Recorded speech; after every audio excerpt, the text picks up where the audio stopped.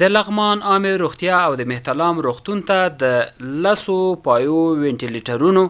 10 دانو سولري یخچالونو او 11 دانې د اکسیجن جوړولو آلې د روغتیايي خدماتو لا ښه کېدو په موخه ورکړل شوې. د لغمان ولایت عامه روغتیا رئیس ډاکټر صمد علي د معلوماتو له مخې چې نن د مهتلام ولایتي روغتون او نورو روغتیايي مراکزو لپاره د عامه روغتیا وزارت په مالي لګښت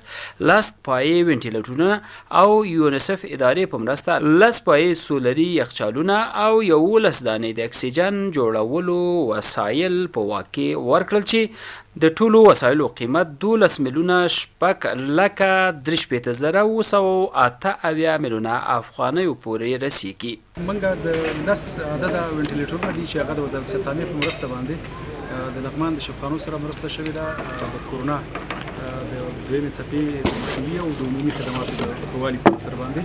د دې ترڅنګ موږ 10 پایې سولري یخچالونه د یونیسف په مرسته باندې د لغمان ولایت ته سره مرسته شوي دي هغه راغلي دي د هغې دغه تسلیمي ده اوس ورکوو دې مؤسساتو ته او د دې ترڅنګ 11 عدده اکسیجن کنسنټریټرونه دي چې هغه اکسیجن د هوا نه راخلي او هغه دغه کوي او دې ته ضرورت نه پېښېږي چې سړی اکسیجن د بل ځای نه راوړي. سولري یخچالونه او اکسیجن کنسنټریټرونه چې دي دا د یونیسف لخوا دي او کله 10 دانې وینټیلیټرونه چې دي هغه د وزارت صحت عامه لخوا. هغه ویل دغه طبي وسایلو څخه به د کورونا